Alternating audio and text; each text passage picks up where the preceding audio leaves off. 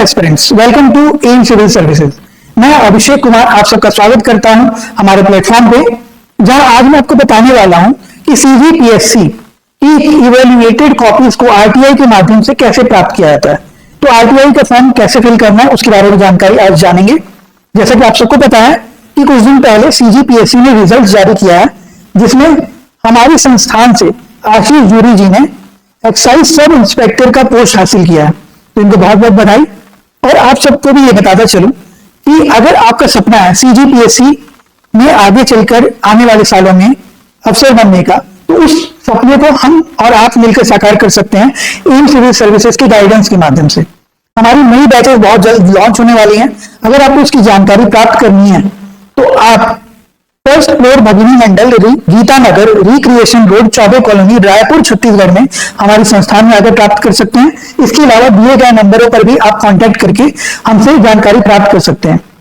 हमारे संस्थान आने वाले प्रीलिम्स के लिए सीजीपीएससी 2025 के लिए 6 दिसंबर से मॉक टेस्ट प्रारंभ कर रही है, जहां हम 10 फुल लेंथ टेस्ट आपके पास लेकर आएंगे हर सैटरडे को 7 फरवरी तक, जहां हम आपसे इंटीग्रेटेड सारे सब्जेक्ट्स के एग्जाम्स के साथ आपकी तैयारी को एक शेप देने की कोशिश करेंगे। तो आप उसमें भी ज्वाइन कर सकते हैं। उसकी फी स्ट्रक्चर और बाकी चीजों की जानकारी आप हमसे दिए गए नंबरों पर प्राप्त कर सकते हैं।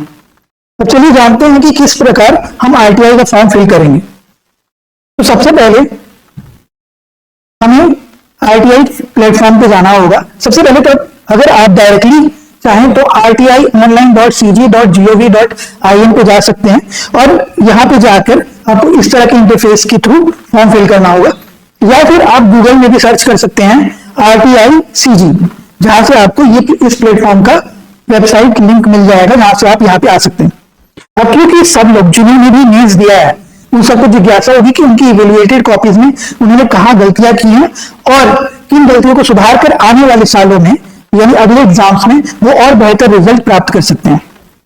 तो यहाँ पे rti.online.cg.gov.in पे आप जब जाएंगे तो ये वाले इंटरफेस में जब आप आएंगे तो अगर आपने पंजीयन कर रखा है तो यहाँ पे आपका ईमेल आईडी और पासवर्ड आपको भरना होगा, क्योंकि आप पहली बार अगर भर रहे हैं तो आवेदक का पंजीयन आप टिक करेंगे। फिर आप इस तरह के इंटरफेस पे पहुंचेंगे, इस पेज पे पहुंचेंगे जहां आपको 6 निर्देश दिए हैं, उन्हें पढ़ लीजिएगा। उसके बाद आपने जब पढ़ लिया तो बॉक्स टिक करके आप नेक्स्ट में जाएंगे, जहां आपको आवेदक का पंजीयन करना होगा। आवेदक के प्रकार, ईमेल आईडी, फोन नंबर, नाम इंग्लिश हिंदी में, पिता का नाम, माता का नाम वगैरह वगैरह, यह आपको दिखाई दे रहा होगा। ये सारी जब फॉर्म फिल कर लेंगे आप, फिर आपका पंजीयन हो जाएगा, तब आपको ईमेल आईडी और पासवर्ड मिल जाएगा। यहाँ पे हमने एक सैंपल ईमेल आईडी और पासवर्ड रखा है, जो स्टार्ट करते हैं, दिखाते हैं क्या होता है आगे। जब आप लॉगिन करेंगे, वैलिड यूजर डालेंगे, तो आप इस तरह के प्लेटफॉर्म पे पहुंचेंगे, जहां हमने एक पहले से ही आरटीआई डाल रखी है, इसलिए आपको कुल एक आरटीआई दिख रहा है जो लंबित है, फिलहाल प्रोसेस में है। लेकिन अगर आप नया आरटीआई डालोगे तो क्या करेंगे, आप जाइए आरटीआई आवेदन करने पर क्लिक करिए, आपको ये इंटरफेस दिखेगा।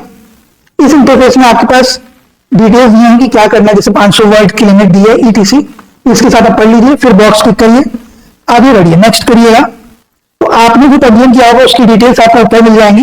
नीचे आपको हिंदी और इंग्लिश में विवरण देना, हिंदी या फिर इंग्लिश में विवरण देना है कि आपको आरटीआई किस चीज के लिए डालनी है। तो क्योंकि आप लोग अपनी मेंस आंसर राइटिंग कॉपी के लिए डाल रहे हैं, तो आपके लिए मैं एक प्रोफार्मा पहले से डाल देता हूं, ठीक है। जहां आप सबसे पहले तो अपना नाम आपने अपीयर किया इस साल, उसके डिटेल, ठीक है। उसके साथ ही लास्ट में आप डालेंगे कि भाई प्रोवाइड करना है आपको सारी चेक्ड कॉपी 7 पेपर की, फिर अपना नाम, रोल नंबर, मोबाइल नंबर, और लास्ट में लिखिए कि आप अटैच करेंगे मेंस की एडमिट कार्ड।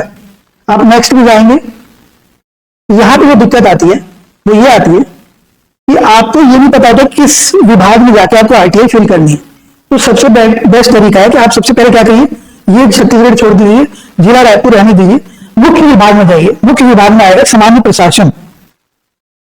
सामान्य प्रशासन करने के बाद आप जाइए कार्यालय के नाम पे। तो कार्यालय का नाम आपको लिखना होगा लोक सेवा आयोग, छत्तीसगढ़ लोक सेवा आयोग।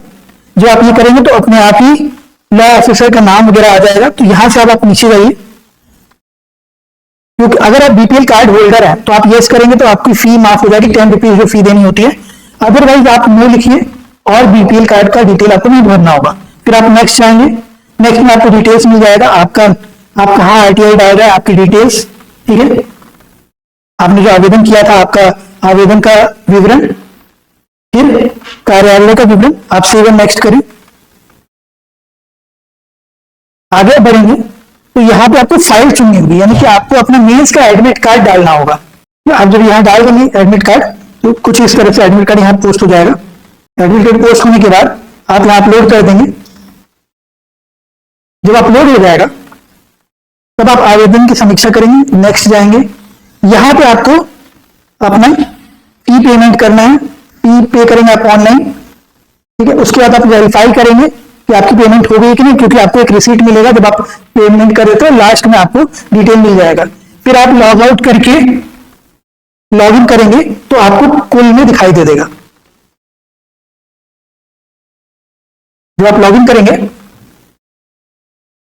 तो ये वाली इंटरफेस में आपको लंबित या कुल में दिखाई दे देगा, और अगर इसका रिजल्ट निकल जाता है तो अवलोकन में आ जाएगा। यानी कुल मिला के आपका फॉर्म इतना आसानी से इस प्रक्रिया के माध्यम से आप फिल कर सकते हैं। आपको डिस्क्रिप्शन में मैं विवरण लिख के दे दूंगा, आप चाहे तो उसका यूज कर सकते हैं या फिर खुद से भी अपना विवरण लिख सकते हैं, ठीक है। उम्मीद करता हूं कि आपको ये वीडियो अच्छा लगा होगा। अगर आपको ये वीडियो इंफॉर्मेटिव लगा है तो प्लीज इस वीडियो को लाइक करें, चैनल को सब्सक्राइब करें, बेल आइकन दबा दें ताकि आने वाले नोटिफिकेशन हम आप तक बहुत जल्दी पहुंचा सके। और साथ ही साथ इस वीडियो को शेयर करें हर उस एस्पिरेंट के साथ जो सीजीपीएससी का एग्जाम देना चाहता है और उसे पता नहीं है आरटीआई फॉर्म कैसे फिल करते हैं। तो इसी के साथ इस वीडियो को यहीं पे एंड करते हैं। आपसे फिर मुलाकात होगी अगले लेक्चर में, तब तक के लिए मुझे दो इजाजत। Thank you and have a nice day.